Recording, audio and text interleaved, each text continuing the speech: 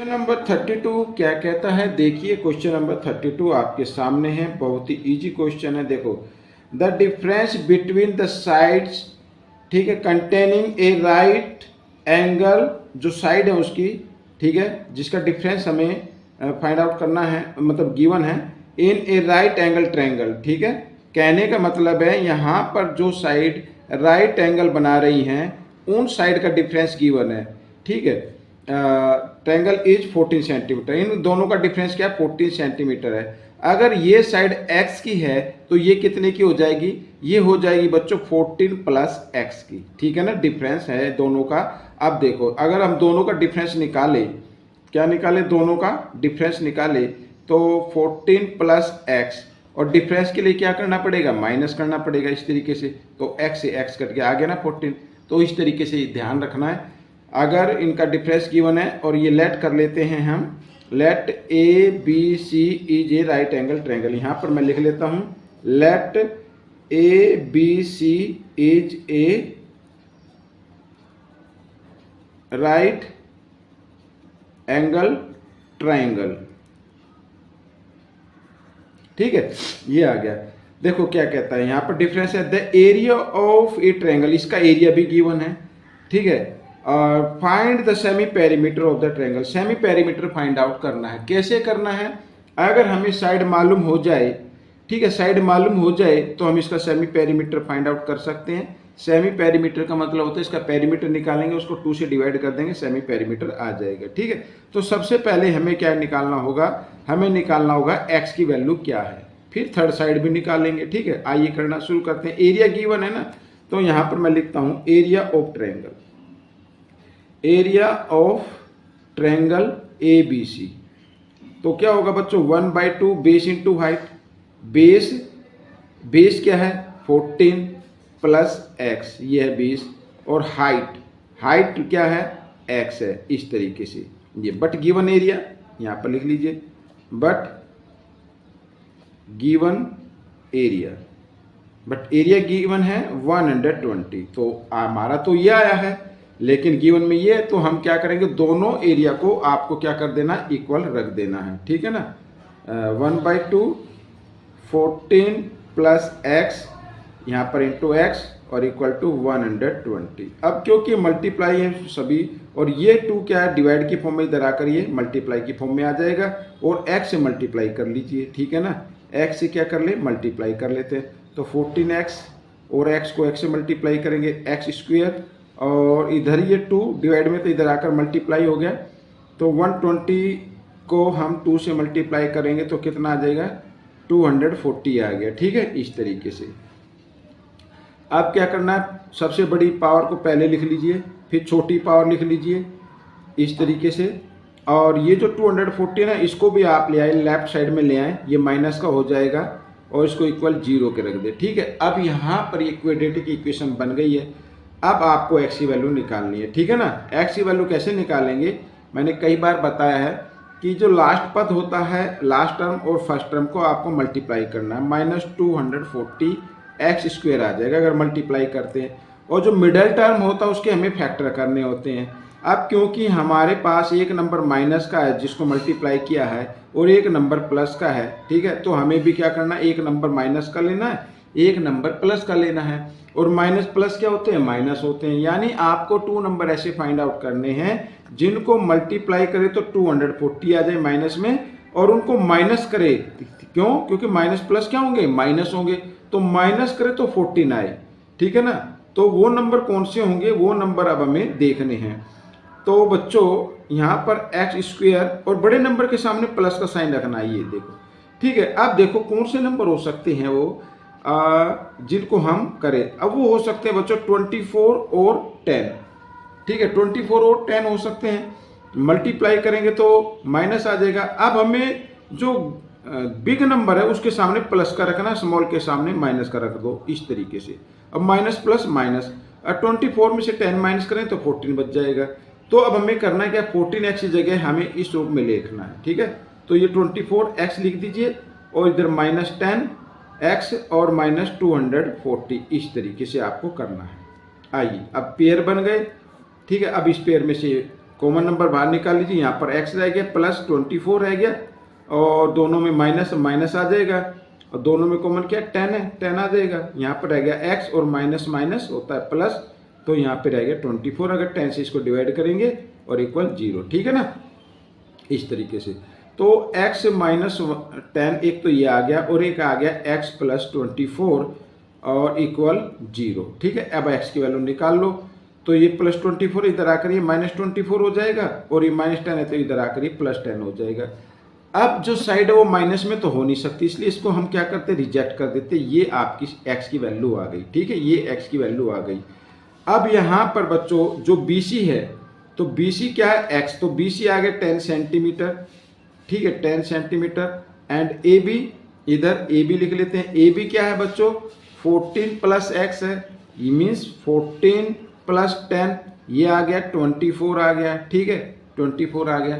अब हमें यहाँ पर, ठीक है, ये आ गया 24 और ये आ गया 10, हमें AC निकालनी है। तो पाइथागोरस थ्योरम का यूज करते हुए, ठीक है, AC स्क्वायर आपको निकालना है। AC स्क्वायर इक्वल होना चाहिए AB स्क्वायर और प्लस BC स्क्वायर, ठीक है, इस तरीके से। तो AC तो नहीं है, ये फाइंड आउट करना है, यूँ कहीं लिखें। AB है बच्चों आपका 24, तो 24 स्क्वायर और प्लस BC है 10, तो 10 स्क्वायर। इसको आगे कर लेते हैं। 24 का स्क्वायर होता है 576 और प्लस 10 का स्क्वायर होगा बच्चों 100 और दोनों को ऐड किया तो क्या आ गया 676 आ गया, ठीक है।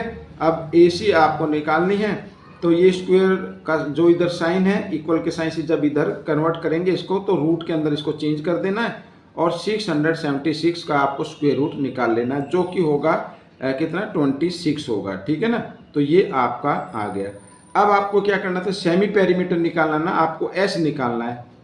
सेमी पेरीमीटर का मतलब होता है S, ठीक है, S निकालना है। तो तीनों साइड आपकी आ गई हैं, ठीक है ना, तीनों साइड आ गई है। एक तो ये आ गई, एक ये आ गई, इसको भी सेंटीमीटर लिख देते हैं, और एक ये आ गई, ठीक है ना। इन तीनों को ऐड करके 26 प्लस 24 और प्लस 10 को 2 से क्या कर देना है, डिवाइड कर देना है, तो आपका आंसर आ जाएगा, ठीक है ना। अब 6 और 4 10 और 0 की 0 आएगी 10, ठीक है, कैरी 1 रहा। 2 और 2 4 और 1 5 और 1 6, इस तरीके से 2 से कर दिया डिवाइड। तो 60 को जब 2 से डिवाइड करें तो 30 आ जाए, तो 30 सेंटीमीटर ये आपका सेमी पेरीमीटर आ गया बच्चों, ठीक है। तो ये क्वेश्चन आपका सोल्व हो गया है। कोई भी समस्या प्रॉब्लम हो आप मुझे कमेंट्स कर सकते हैं। आइए करते हैं क्वेश्चन नंबर 33। देखो क्या कहता है क्वेश्चन नंबर 33।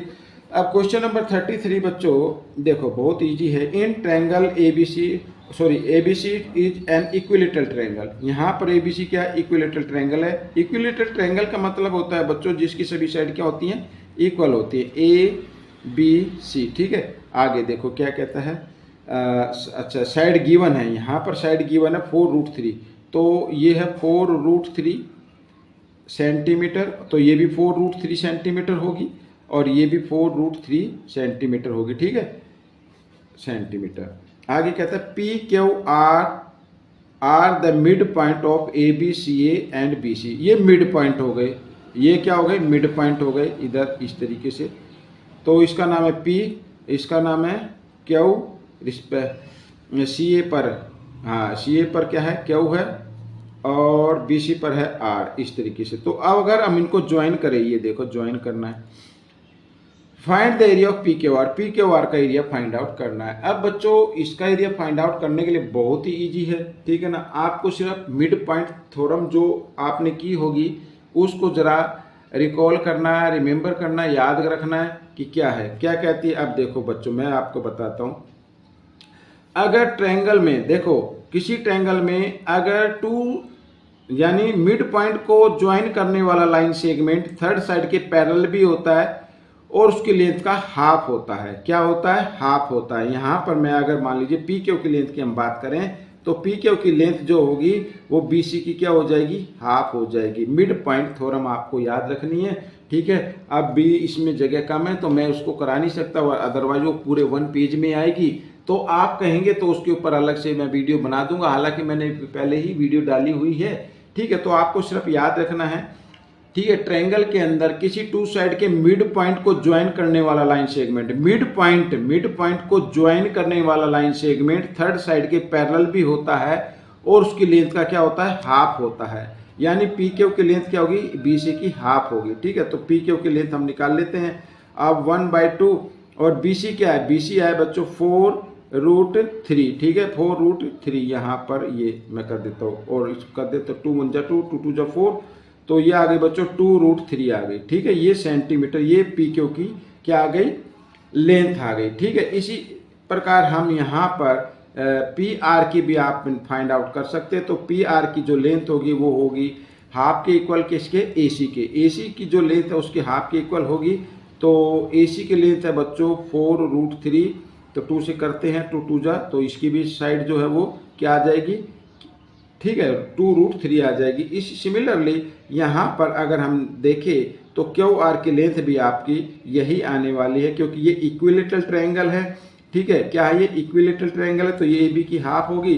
तो इक्विलेटरल ट्रायंगल की जो मिड पॉइंट गिवन है, तो वो जो मिड पॉइंट से आपका जो ट्रायंगल बनेगा ना वो भी क्या होगा, इक्विलेटरल ट्रायंगल होगा। ये देखिए, ठीक है, ये भी ये सभी इक्वल साइड आ गई, तो इसका मतलब ये भी क्या, इक्विलेटरल ट्रायंगल है। अब यहाँ पर एरिया निकालना है, area of triangle P Q R. ठीक है, तो फॉर्मूला क्या होता है, √3/4 और ए स्क्वायर। ए का मतलब साइड से है, ये वाली साइड, ये साइड है तो हम निकाल चुके हैं, ये रही। ठीक है ना, तो आइए करते हैं √3/4 और ए क्या है, साइड से, साइड ये रही, तो 2√3, क्योंकि पावर 2 है तो इसको 2 टाइम्स लिख देना आपको इस तरीके से। ठीक है, अब यहाँ पे 2 2 जा कितना होता है 4, 4 से 4 कैंसिल हो गया, और √3 को जब √3 से मल्टीप्लाई करते हैं तो कितना आ जाता है बच्चों, 3 आ जाता है, ये 3 आ जाएगा और √3 ये यूं का यूं रह गया।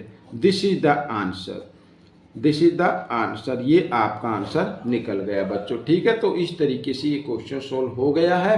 आपको कैसा लगा मुझे जरूर बताएं बच्चों, प्रैक्टिस जरूर करनी है। अगर आप चाहते हैं कि आपके अच्छे मार्क्स आए, अच्छी रैंक आए, तो आपको प्रैक्टिस ज़्यादा से ज़्यादा करनी है। मिलेंगे नेक्स्ट पार्ट में, टिल देन थैंक यू।